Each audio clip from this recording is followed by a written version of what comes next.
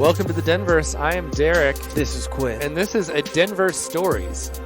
And today we're going to talk about the Colorado Avalanche through their retired players. So I'm going to ask you, Quinn, what you know about these players. And just for the record, these are the numbers hanging in the rafters. Oh, okay. And just fair warning for you and the listeners, I am as big and aloof a bandwagon fan of the Colorado Avalanche hockey team to the point that I'll talk shit to someone who's like a Wild fan or a Predators fan, but I actually know very little about the team itself. So we're talking about 6 players today. So we're going to go through one at a time, just see what you know, and then we'll sort of fill in the gaps about how they are really the history of the franchise up to this point. So the first player, number 19. Joe Sakic. What do you know about Joe Sakic? From British Columbia. I was very randomly in Vancouver, and I was like on Joe Sakic Way or something. I'm like, oh, shit.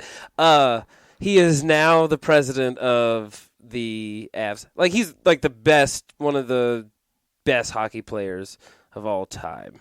Yes, top 10 in scoring all time, and also the record for most overtime goals in the playoffs in NHL history, which is a huge part of his mythos. Yes. Well, he's a player who has a mythos. Yeah.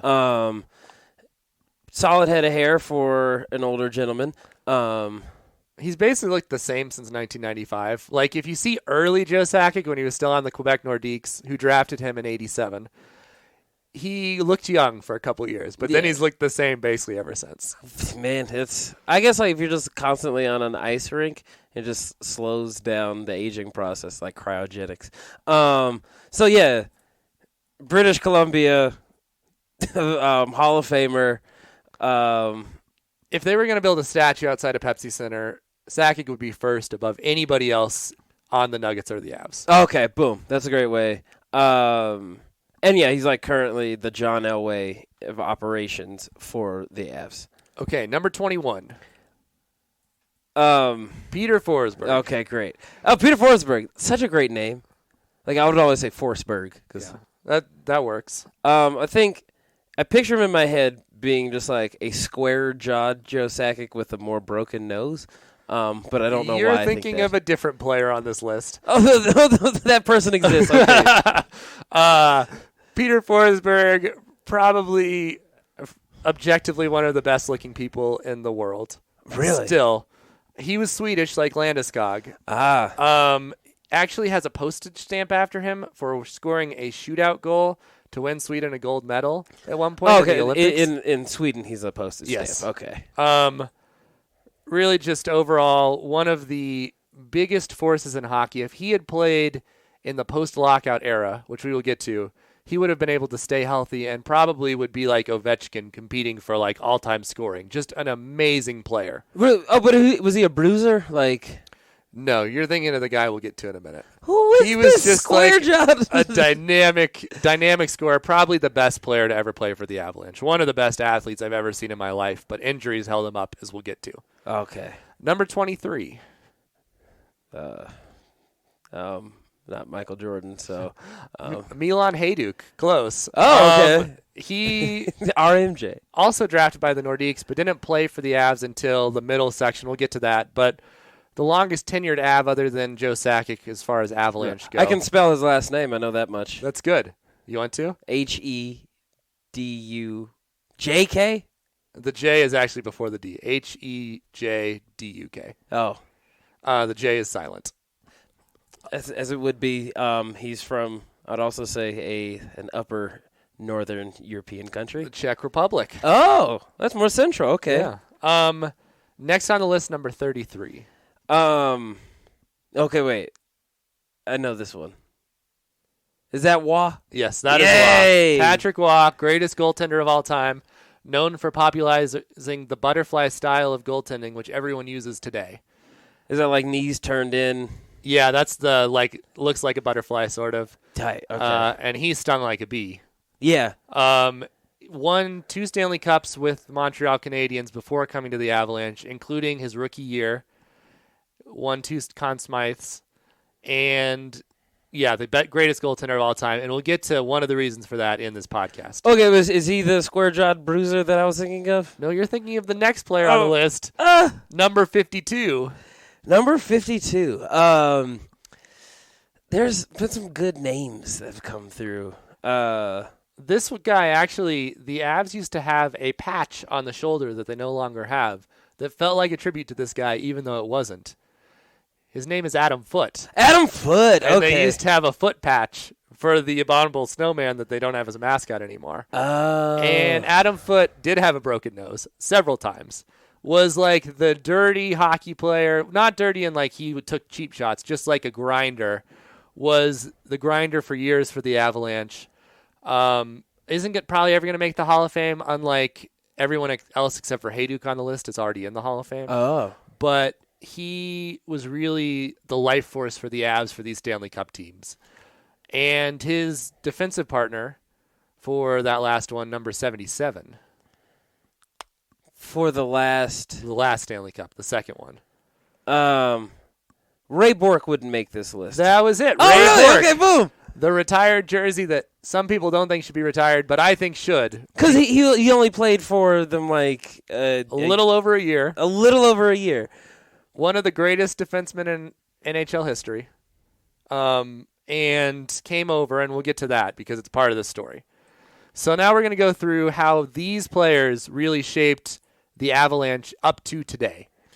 So just real quick. Yeah, Peter Forsberg's a pretty attractive dude. He looks like the big dude in every Denver bar. Yeah. He's a Denver hot guy. And he had the flowing locks. Yeah. So we'll take you back to Quebec, late 80s. They draft Sakic in 87 and Foote in 89. Forsberg comes over in 91. He was originally drafted by the Flyers. There was a famous trade. A player named Eric Lindros refused to play for the Quebec Nordiques and got traded in. It's known as the Lindros trade, and the tree actually supplied the Avs with players through the early 2000s, whatever we call that decade, the zeros. The aughts. Yes, eventually the tree died, and we could do a whole episode on the Lindros tree. But Forsberg was a great player, like a steal. Him alone would have made the trade worth it. But they got a ton of other players, too, including guys that helped supply the first Stanley Cup. Sorry to roll back real quick, because I know a little bit of the history. Lindros didn't want to go to the Nordiques because they were terrible, correct? And in Quebec. Poutine was not enough to lure him. So, in 95, Quebec, the Canadian economy tanks. And Quebec moves to Colorado, becomes Colorado Avalanche. The three players that ended up surviving into the 2000s who played for the Quebec Nordiques were Sakic, Foote, and Forsberg. Everyone else left at some point during this whole tenure. During their first season, in Montreal, Patrick Roy got in a fight with his coach, who used to be a teammate. His name was Tremblay. He left Patrick Roy in to get 9 goals scored against him. Patrick Roy storms off the ice and says, I will never play for the Montreal Canadiens again. And luckily, the Avalanche needed a goaltender, and they called up. Now, a year before, that trade never could have happened because the Nordiques and the Canadiens were rivals. So Patrick Roy could never have played for the Nordiques. They went back to Quebec years later, and he refused to put on a Nordiques jersey because he hated them that much. Wow. But luckily for the Avs, he did play for them in 95, 96, and he was the piece that led to them knocking off one of the best teams in NHL history, the 96 Red Wings, which started the rivalry.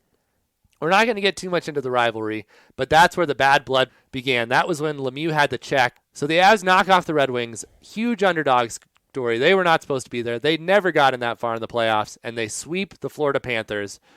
It ended in first of all, they just killed the Panthers. Forsberg had a ton of goals in one of the games. Like, they just rolled over them. Sakic ended up being the MVP for the playoffs. Game 4, though, was very interesting. They were in Florida. It went to 3 overtimes. They won Game 4 in the 3rd overtime. A guy named Yui Krupp scored the goal. And that's how they won their first Stanley Cup immediately. I just want people listening to know Derek has absolutely no notes in his hand. This is all in his own brain encyclopedia. It's a beautiful thing. Well, so being a 5-year-old, I actually went to McNichols Arena with my dad and brother that night and watched the first 3 periods on the Jumbotron before we had to go home. I fell asleep on the couch before they scored. Wow. I remember waking up, and that was Denver's first professional championship that would be followed by the Broncos a couple months later. But they broke the curse, or like several months later. There was no other championship in Denver. No. Wow. So it was a huge deal. There's a brand new team, too. There's a great Drew Litton cartoon of Joe Sakic sleeping with the Stanley Cup and John Elway peering through the window looking at it because he hadn't won a championship yet, with classic horse-faced Drew Litton cartoon of John Elway. Other various wandering question. Where do the Florida Panthers play? They actually play in Miami. Really? And there was a whole thing with rats involved with this Stanley Cup where one of their players killed a rat in the locker room and they started throwing rats onto the ice. And they would throw rats onto the ice after the first goal. But the Avs were so good that it took a long time for them to throw the rats on the ice. There's a great picture of Waugh just like sweeping the rats out of his crease in that series. Wow. Okay. So thank you for that. Miami as a hockey team. I had no idea. So it looked like the Avs were just going to be great now, right? Because they'd started so hot. Things were going great. But then things kind of went off the rails. So they lose to the Red Wings. Then they lose to Edmonton in the first round in a just crazy series. And then they lose to the Dallas Stars. That year, they got a guy named Theo Fleury because their GM was known for making these trades, Pierre Lacroix, the architect of these Avalanche teams. And he got this guy named Theo Fleury who couldn't even stay on the ice. He was having like drug issues and all of these things. They lose to the Stars, and it looks like Joe Sakic is going to leave the Avalanche. He's going to go play with Wayne Gretzky, who's playing for the New York Rangers. Gretzky asks him to come, so he signs the offer sheet, and the Avs and Nuggets ownership has no money. And so they have to do all this maneuvering. They end up getting it at the deadline. Sakic signs the highest contract for 1 year ever because the Rangers front-loaded this, so the Avs couldn't match it. And that's how Sakic stayed in Colorado. Wow. None of the rest of this happens without the ownership. I think it was Comsat coming together with this money at the last minute. So they're going through, they're doing all right, but they're like, we need another piece. And that is when Ray Bourque joined the Avalanche. Ray Bourque had played 21 seasons for the Bruins. They hadn't been good for most of those seasons, and he'd never won a Stanley Cup. And so the Avs bring him in to win the Stanley Cup. They go and play Dallas, and again lose in Dallas in Game 7 in the Western Conference Finals. 1 game away from the Stanley Cup. And that was really what put the wheels in motion for everything that happened next. So the 2000-2001 season, to me, is the greatest season like ever as a sports fan. So many things happened that year. Waugh became the winningest goaltender of all time. The Avs hosted the All-Star game at home where they put all the players on the ice. So Hayduk has joined the roster now. He'd had a good rookie season. They had a bunch of rookies that were now a part of this team. Hayduk's on the ice because it was Team World versus Team North America. So Forsberg and Sakic are taking the face-off against each other. Hayduk's on the ice. Waugh's on the ice. Just like great all around. They win the league. They get the President's Trophy and head into the playoffs ready to redeem themselves. They called it Mission 16W, to get 16 wins to make it to the playoffs. Now, before this happened, they signed probably the third best defenseman they've ever had, Rob Blake. They traded for him. They traded Adam Deadmarsh, a longtime player. Forsberg said he would not re-sign with the team. He was so mad that they had traded Deadmarsh away. He felt like he was really a core player. That came back in round 2. The Avs knocked off Vancouver easily with a sweep, and then in round 2, they played the Kings, who had just made the trade for Deadmarsh for Blake. That series goes 7, largely because of Deadmarsh. Deadmarsh is a Los Angeles hero for how he played these games. And the Avs end up prevailing, go to St. Louis, win that in 5, and Forsberg's spleen bursts open, and he can no longer play for the Avalanche. So they're going into the Stanley Cup Finals without Forsberg. Was that from a hit, or was it just like... Yeah, like they don't know exactly. He was at dinner, and he said, something feels wrong. He loses his spleen. Ugh. So he is not available. This is another follow-up real quick. Yeah. What the hell is a spleen? Like, what does it do? It doesn't do anything. It is useless. It's like leftover hardware. But if it ruptures, you can die. Yeah, okay. So what a jerk. So the Avs are playing the New Jersey Devils, who have the second greatest goaltender of all time, much younger than Waugh, Martin Brodeur. And this series, to me, is really why Waugh is the better goaltender, because head-to-head, he was the better goaltender overall. During this run, I forgot to mention this, Ray Bourque actually called a goal, too, and he was like, Bob Hartley, who was the coach, was like, we need someone to score a goal. And Bourque was like, I'll do it, and then he scored the goal, which never happens in hockey. It was great. But Waugh comes to this thing where he has a really bad Game 5. The Avs had home ice advantage because they were the best team. Waugh has a bad Game 5 at home. The Avs go back to New Jersey down 3-2. And Waugh overhears Brodeur's wife say, oh, the series is over. And Waugh does not allow a goal in Game 6. He completely steals it for Game 6. The Avs return home for Game 7, and they end up winning Game 7. They win it 3-1. Sakic has a goal. Tanguay has a goal. I think Tanguay has 2 goals. Alex Tanguay, that's another name. Yes, and he does not have his number retired because he gets traded. But the great line that year was Sakic, Tanguay, and Hayduk. That was the big line. Later on, Hayduk and Tanguay would move with Forsberg in a couple years. But the Avs win that, and then I'm just going to play you the greatest moment in Avalanche history. And maybe the greatest moment in hockey history. And remember, all this happened at the Pepsi Center. It's the only championship that has ever been won in Colorado. Yeah. Joe Sakic, come get the cup so he and the rest of your teammates can hoist. He immediately turns and hands it to Ray Bourque, who lifts it up and over his head. Ray Bourque, 22 years, had waited for this moment. Sakic didn't even lift it over his head. He gave it right to Ray Bourque, who kisses the cup. And the crowd of the Pepsi Center explodes. Tears coming down the eyes of Ray Bourque. Usually when a team wins the Stanley Cup, the captain goes, gets the cup from Gary Bettman, because Gary Bettman has been the guy forever. The commissioner? Yeah, he's been the commissioner since their first Stanley Cup, and he's still around. But usually he goes, the captain will then put the cup over his head and then hand it off to his teammates. Joe Sakic decides he's not going to do that. He instead hands the cup to Bourque and lets Bourque put the cup over his head. Oh, so that he is the one that gets to cherish the moment first.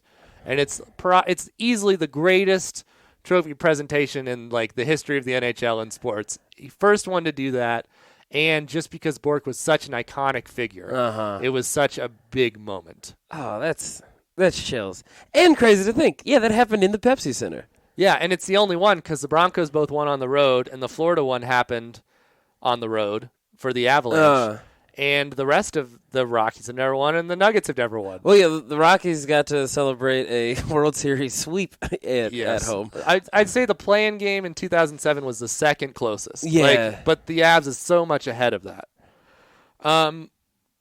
So that team, I don't know if you noticed, but had all 6 players whose numbers were retired. Yeah. Joe Sakic, Forsberg, Hayduk, Waugh, Foote, and Bourque. That season and a half was the only time they would all play together because Bourque retired after winning the Stanley Cup. The Avs retired his number. Some people think that he shouldn't have, but he was so instrumental to them winning that cup. Like, he was the mission. Mm-hmm. And that, to me, is why he should have had his number retired. And he played great. He was over 40 and still played great that whole time. Does Boston have his number retired too? Yeah, they do. Oh, okay. So it's not like just one person can. Oh, then go ahead, player. Yeah, you deserve it. So the Avs just keep cruising. We get into the next year. They go to a Game 7 in the Western Conference Finals against the Red Wings. Forsberg scored in Game 6 to force Game 7. Everyone's feeling great.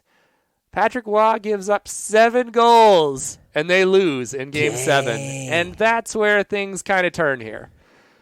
The next year, and during this time, Forsberg was out for the whole season with the spleen. He retired and then came back, had a monster playoffs. Goes on to the next year. He and Hayduk have a monster season where Hayduk scores 50 goals, the last 50-goal scorer for the Avalanche. Forsberg's a monster, really the height of Forsberg's career. And the thing you have to understand is Forsberg was a skilled puck handler. He could hold the puck for as long as he wanted to, but he was playing in an era where you were allowed to do whatever you wanted to the forwards. You could grab him, you could tackle him, it was impossible to score. It's known as the dead puck era. And all of these injuries are what would later hurt Forsberg because he was doing all these amazing things that you see now players do, like the spinning and the holding onto the puck and the no-look passes. But he was doing that while guys were literally on his back, chipping at him with their stick, just all of the penalties. It was known as, like, the obstruction was terrible. Was this also an era where, like, you can fight and then get back on the ice almost immediately? Yeah, I mean, it was 5 minutes. There was no real consequence. There was a ton of fighting. You wouldn't go a game without fighting. So there were enforcers. Forsberg would fight sometimes. It sort of felt like everyone against Forsberg, and then the rest of the team played. But he was incredible. Like, I cannot overstate how good he was during this era, despite all of this. Like, Sakic had the wrist shot and was a great player, but Forsberg was just such an athlete to the level that you never really see in the NHL. Like, there are a handful of guys who played as well as Forsberg did during that time. From an athletic standpoint, like, well, maybe Ovechkin, as you said. Like, yeah, Ovechkin could be one of those guys. I think Jaromir Jagr is a good example because he was a bigger guy. I mean, he was doing things that Gretzky and Lemieux did, but Mario Lemieux ended up actually quitting during this era because he was like, I can't take it anymore. Jeez. And like Crosby wouldn't be in that era. Yeah, Crosby was after that, and Lemieux actually comes back because we'll get to it in a minute, but there's a lockout. Yeah. So, 2003, the Avs lose to the Wild in the first round. They were huge favorites. Game 7, overtime. I know, it all happens again later. They lose. It's Patrick Law's last game. He retires after that. He feels like he's lost a step. He leaves. So we've lost 2 of the stars. They have one more run. They get 2 future Hall of Famers and Paul Kariya and Teemu Selanne to make this run. They've traded some of their other players, so it's not everybody, but they're stacked up for one last run. They end up losing in the second round. Forsberg tries to carry the team on his back, but they lose to San Jose. Again, another team they lose to later. Several times. They just always lose to San Jose in the playoffs, at least the last 3 times. And then the lockout happens. And the thing about these Colorado Avalanche teams is that they have been playing without a salary cap. And the league no longer wants to allow the Avs and the Red Wings and the Stars and the Devils to have this advantage. So they lose an entire season to make these changes, which means that when the play finally resumes a year later, we go without a Stanley Cup playoff. No one plays. The Avs can no longer afford everyone, and they lose Forsberg and Foote in free agency. So now Sakic and Hayduk are the only people who are left from the retired in the Rafters numbers. The other thing is they changed how the game is played, so they get rid of that obstruction, which would be great for Forsberg, but he can't stay healthy. And Adam Foote is completely lost. He goes to the Columbus Blue Jackets, and he has to completely learn how to play hockey again because he was one of the guys that was doing all the obstructing. Yeah. They would go on and lose Blake the next year because the league also punished the Avs unfairly, where the Blake and Sakic had these signing bonuses that they said didn't count against the cap, and then they changed their mind and they said, oh, it does count against the cap. So they lose Blake and Tanguay too during this whole transition. And so the Avs continue along. They're okay. They're not bad. They keep making the playoffs. And then in 2007, 2008, the Avs decide to get the band back together one more time. They trade for Forsberg. They trade for Foote. They make one more run. They beat the Stars in the first round. And then everybody gets hurt. Forsberg can't stay healthy again, and they get swept by the Red Wings, which really ends this era of Avalanche hockey.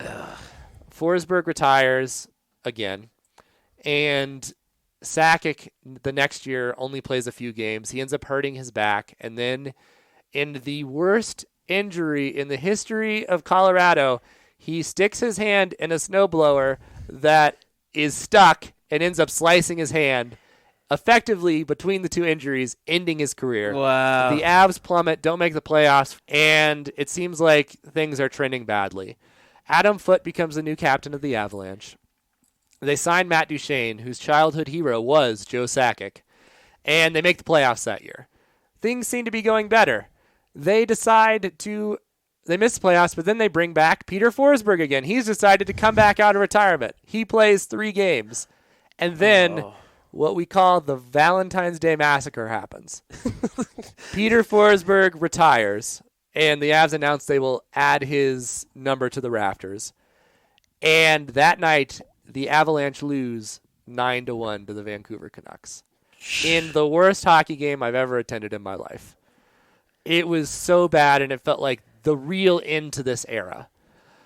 Adam Foote deals with injuries, and he ends up retiring. He comes back. He has one of the greatest shifts by a defenseman in his final shift, where he is just pounding this guy behind the net to steal it away. It's like an iconic shift. You can look it up.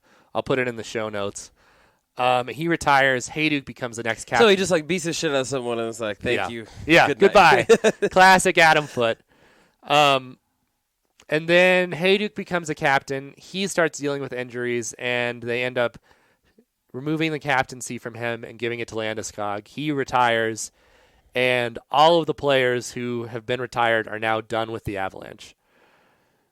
Then Joe Sakic and Patrick Waugh come back. Joe Sakic's the GM president, and Waugh is the coach GM. And it looks like things are going to be great. And the first year they are. Patrick Waugh wins Coach of the Year. The Avs get the number 1 seed, losing 7 to the Minnesota Wild. Yeah, that was the year I decided I was going to be a hockey fan, and that was tough, man. Yeah, I mean, those games were so hard because they won them all coming from behind. They would just score these empty net goals. It was nuts. And it felt like this is going to go on forever, but also how could it, because they were so lucky.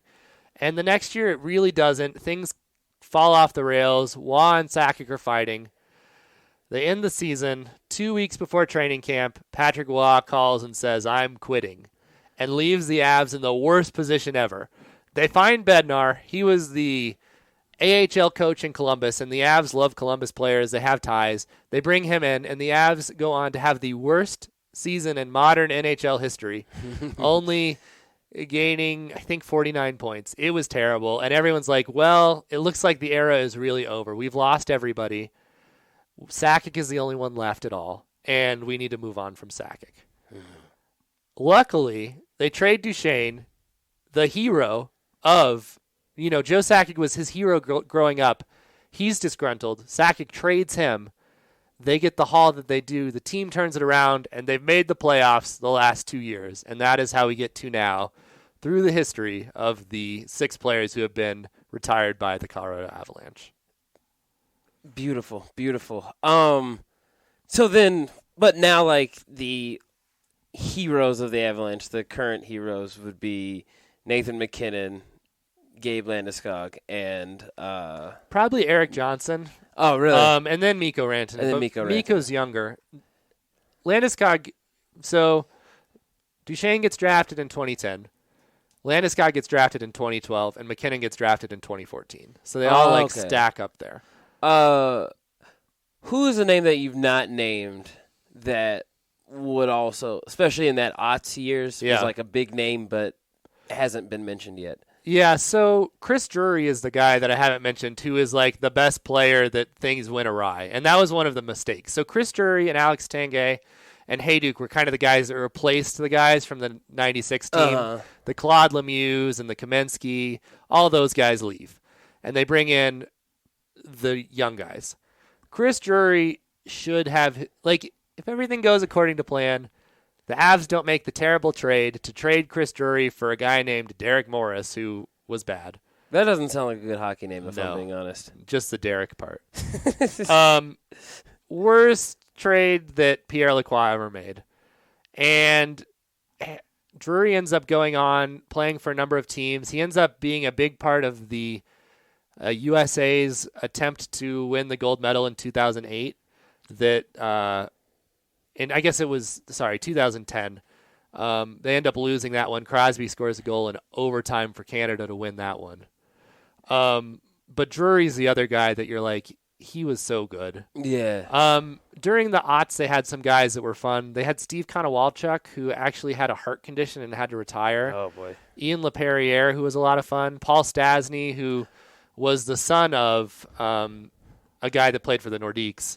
And actually, all of his brothers played too. They all defected from the Soviet Union. So you had the 3 Stastny brothers who all played. Wow. And Peter Stastny, Paul Stastny's father, was the best of the 3.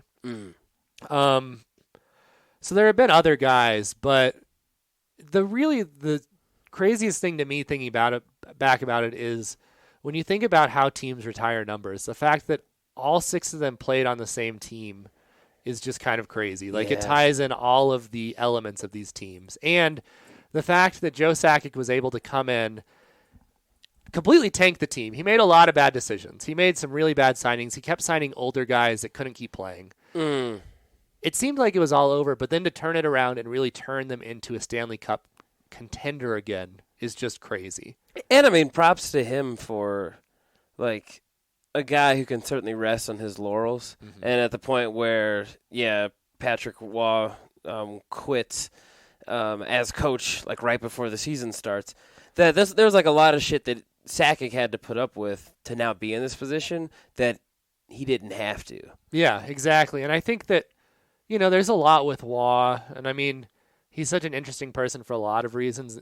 He's had some bad things. Like, his temper has always been a problem. There was the time in Montreal, which I think was deserved. Like, he and Tremblay did not get along at all. And, like, Tremblay would make fun of Waugh's English and, like, all of these things. That's a really big dude to make fun of. But luckily, when Waugh came to the Avalanche, he was roommates with Adam Foote. And Foote really helped him with English. Like, that was, like, one of the big friendships on the team. But he had a temper. There was a domestic incident where he tore a door frame off of a door. And he was very quirky. Like, his eye used to twitch a lot. He would not step on the blue line. Like, he would step over the blue line. He was, as far as, like, the goalie who's sort of by himself, like, he was all of those things. But he had, like, the goalie fight, like, in the middle. Yes, he rink. Fought 3 Red Wings goalies. He fought Mike Vernon, Chris Osgood, and I think Hasek. I think he fought Dominic Hasek, too. That's a beautiful. And those were all a big part of the Red Wings rivalry. And really, of these guys, Forsberg and Waugh were the only ones that really played a part in it to a high degree. And I mean, there's a whole book. Highly recommend Adrian Dater's Blood Feud about the Avs-Red Wings rivalry. It's very really good. Cool. But they were the 2 best teams in hockey for this period, with the Stars and the Devils being the other 2. The Devils won the Stanley Cup right before the Avs did, both times. They won it in 95 and they won it in 2000. So I think the thing about the Avs is we got very lucky when they moved here that they were the team that won the Stanley Cup and then were good for so long. And I think the fans that have stuck with it, like, we really got what we deserved. From the lockout to the last couple of years, they just never had any consistency. Like, we had to suffer through some really bad years. Mm-hmm. And it feels like we did that so they could finally build a strong foundation. And it's nice to be on the other side where you're like, this team should be good again.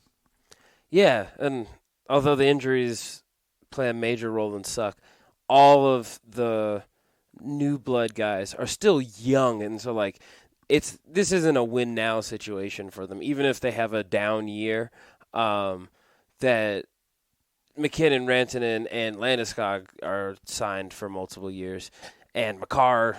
Yeah, like, there's so many pieces to build from at this point that we're gonna have hype hockey and basketball in the Pepsi Center, unless the name changes, for a few years to come at least. Yeah, and I mean, from all we've suffered for being Denver sports fans, like, especially Nuggets, like, Nuggets above everyone else, Nuggets and Rockies, but the Avs, like, it's been a while. Yeah. So I'm excited for that. And so, yeah, that's the history of the Avs through their retired numbers.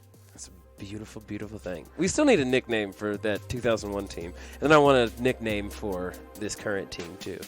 But we'll find that at a later date. Sounds good. Thanks for joining us on the Denverse. Remember, every Thursday, we have a new episode recapping this week in Denver sports. Until then, I'm Derek. I'm Quinn. Bye.